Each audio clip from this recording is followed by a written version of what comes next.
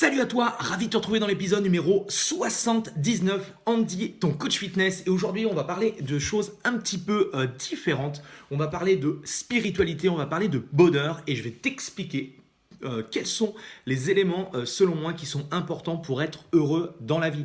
Alors rassure-toi, je vais pas péter les plombs et je suis pas devenu le nouveau gourou en développement personnel. C'est simplement que je me suis aperçu qu'aujourd'hui c'était la journée du bonheur, a priori, hein, c'est ce que j'ai cru comprendre.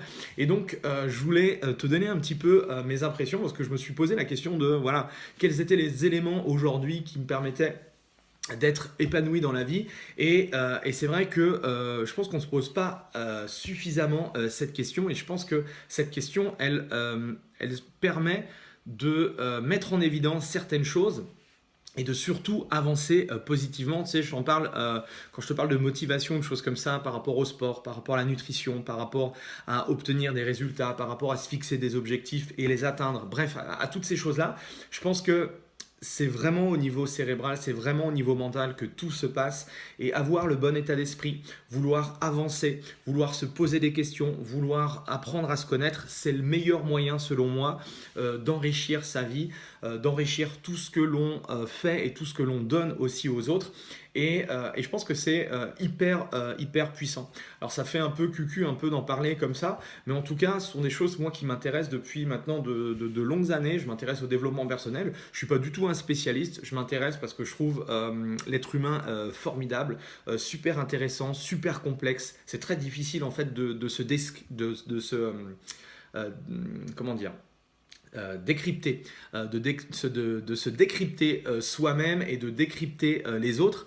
Et c'est ce que j'essaye de faire au travers de formations, au travers de lectures, essayer de comprendre en fait comment on fonctionne personnellement. Parce que si on sait comment on fonctionne, ça permettra de donner davantage aux autres, de rayonner de manière exponentielle. Et je pense que c'est vraiment important. Et je pense que dans mon métier, c'est-à-dire mon métier, c'est d'aider les autres justement à changer, à évoluer, à performer. Bref, tout un tas d'objectifs qui sont liés à la transformation. Je fais du coaching sportif, je fais aussi du coaching business.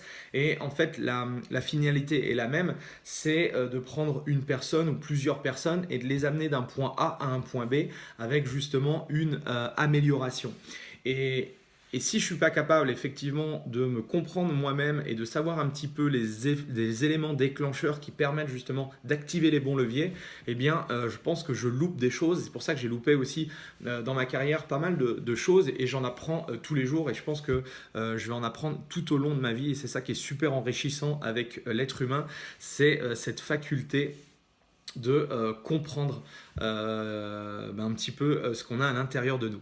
Alors, être heureux, alors c'est un vague mot, on pourrait je pense en parler pendant des heures. Je pense qu'il y a des gens qui doivent être 100 fois plus qualifiés que moi pour parler de bonheur. Mais en tout cas, il y a des choses qui, moi, me semblent importantes aujourd'hui et qui me guident tous les jours.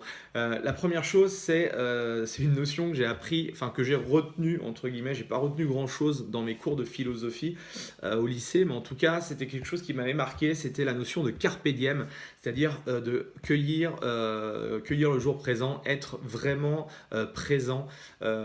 Et donc, cette notion-là, de vivre le moment présent, pour moi, c'est hyper difficile parce qu'aujourd'hui, on est hyper connecté, on est souvent à 2000 à l'heure, on fait plein de choses.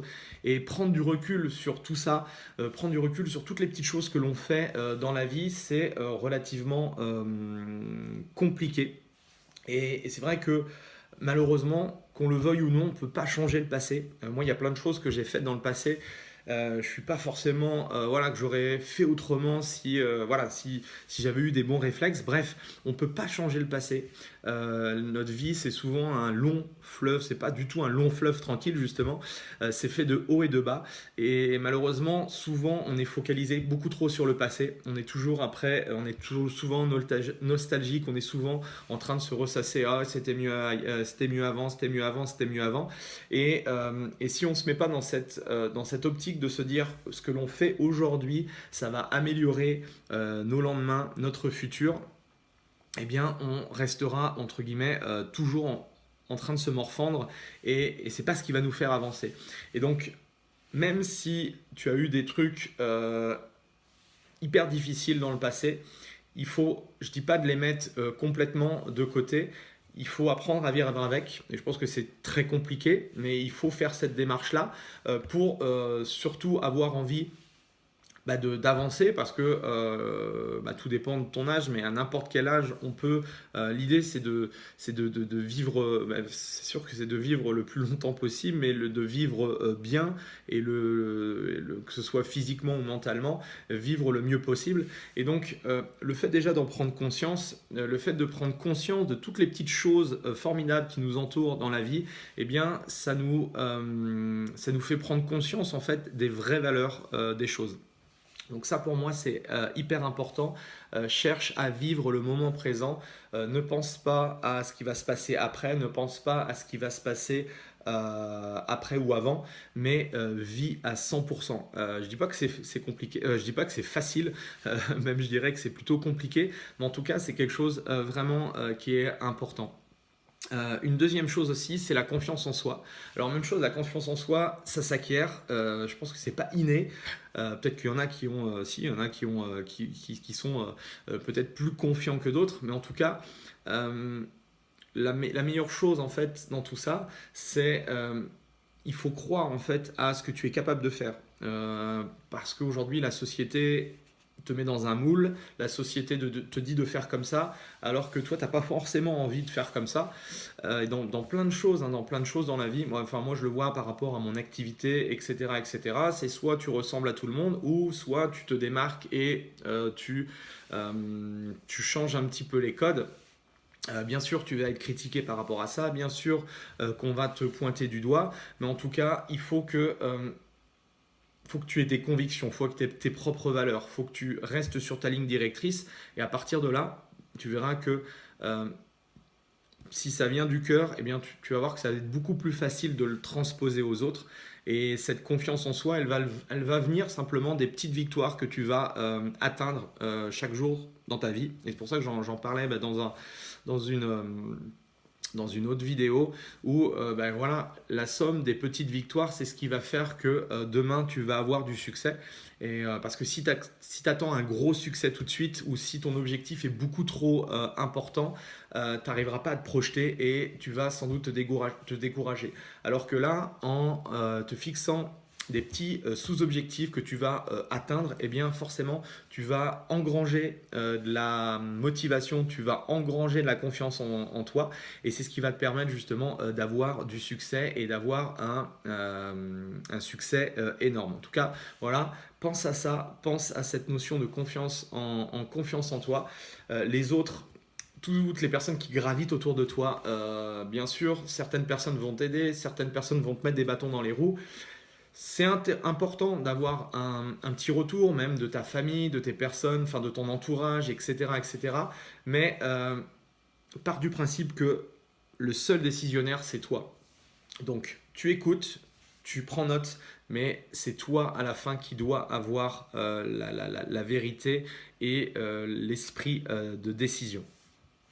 Autre chose importante, c'est, et ça revient un petit peu à cette notion de carpe diem, c'est apprécie ce que la vie a à t'offrir. C'est vrai qu'on s'en rend pas tout le temps compte parce que on veut, enfin en tout cas je sais pas, on en veut toujours plus, etc., etc. Et on se rend pas forcément compte de toutes les petites choses aujourd'hui que peut-être que tu accomplis chaque jour, les petites choses que tu fais, les petites choses que tu vis chaque jour.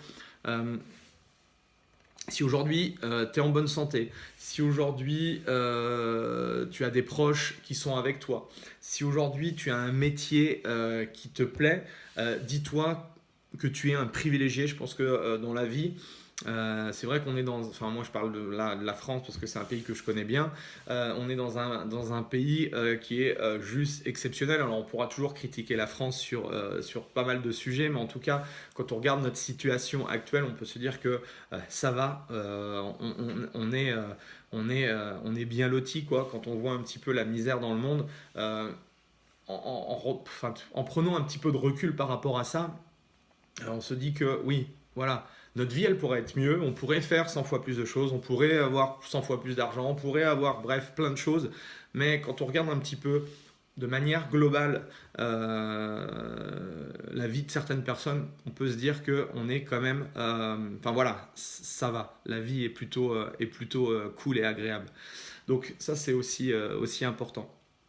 Cherche aussi un truc qui moi j'adore mon travail, on me le dit constamment, mais en tout cas, cherche à exploiter tes différents talents. Je suis persuadé que chacun d'entre nous est né pour avoir un talent particulier. Alors la difficulté, effectivement, c'est de trouver ce fameux talent, de se trouver cette compétence ou cette notion qui nous est propre.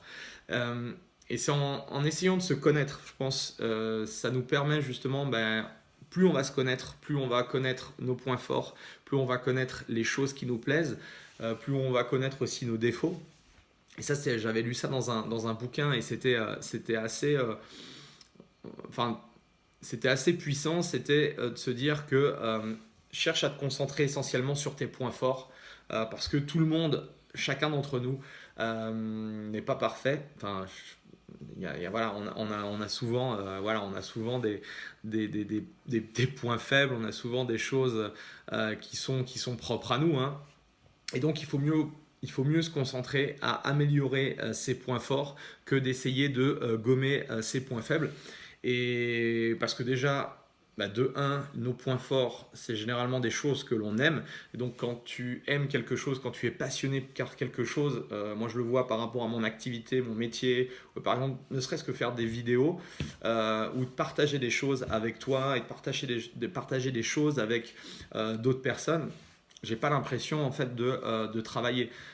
C'est pour moi un plaisir de pouvoir justement voilà, partager des choses au sujet de ce qui me passionne, du sport, de la nutrition, etc. etc. Et donc, essaye de trouver toi tes sources de talent et essaye justement le talent que tu as, essaye de le faire partager aux autres, de le transmettre aux autres. Et c'est le meilleur moyen aussi de pouvoir être épanoui. Notre métier, pour la plupart, on a un job et c'est vrai que ce job prend plus ou moins de temps dans une journée, dans une semaine, dans une année, dans une vie. Et donc, c'est sûr que si on fait un métier qu'on n'est pas forcément, on n'est pas forcément super motivé, on n'est pas intéressé trop par ce job-là, c'est vrai que c'est un petit peu compliqué. Et je m'aperçois, moi, pour aider, par exemple, dans le domaine professionnel, des gens, des entrepreneurs, des indépendants à se lancer, eh bien c'est cette faculté à se dire que waouh, on a un métier fantastique, on a un métier génial, donc c'est beaucoup plus facile justement de pouvoir travailler, de pouvoir lancer des trucs, etc. etc. Donc ça c'est important et une fois que tu as trouvé ce talent-là, eh ben, cherche à aider les autres. Aider les autres, c'est aussi un moyen, en tout cas moi je le vois par rapport à mon activité de coach, aider les autres à réussir, aider les autres à avoir des résultats. Quand les gens viennent te dire grâce à toi tu as changé ma vie ou grâce à toi tu m'as fait perdre du poids, je peux maintenant m'entraîner, je peux m'entraîner avec mes enfants, je peux m'amuser avec mes enfants, chose que j'arrivais pas à faire, le regard de mon compagnon a changé, le regard des autres ont changé, etc. etc. C'est vrai que le fait de changer la vie des gens, c'est hyper gratifiant, en tout cas pour moi. Et c'est ce qui fait que aujourd'hui, je ne changerai pas de métier pour rien au monde, quoi. Et donc, chacun d'entre nous, on peut changer la vie des autres. Il suffit de trouver cette chose qui est là, qui est au fond de toi. Et en tout cas, ça te permettra de vivre beaucoup plus intensément, entre guillemets, ces périodes de travail. Qu'est-ce que j'ai noté aussi? Ouais, faire les choses qui te plaisent. Bon, voilà, dans le maximum, je sais que c'est pas forcément évident, quelle que soit ta situation et tout, mais essaye de faire des choses qui te plaisent parce qu'à partir du moment où tu fais des choses qui te plaisent, que ce soit dans ta vie privée que dans ta vie professionnelle, eh bien ça se ressent, quoi. C'est clair que moi, si tu me voyais faire des trucs que j'aime pas du tout, ça se voit sur mon visage, quoi. Donc là tu te dis ah ouais, là bon, il n'est pas super motivé, super enclin. Par contre voilà, tu me demandes de faire quelque chose, tu me demandes de faire une séance de coaching, tu me demandes de faire, de faire du sport, tu me demandes et ben là forcément je vais le faire avec plaisir, sans compter mon temps.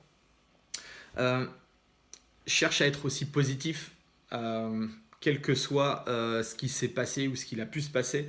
Euh, c'est sûr que enfin, tu peux t'apercevoir, ou tu en es peut-être déjà aperçu, si tu te mets dans une logique mentale que tu te dis le matin en te réveillant, je vais passer une journée de merde, ben tu vas voir, tu vas réellement passer une journée de merde. Ça, c'est une évidence.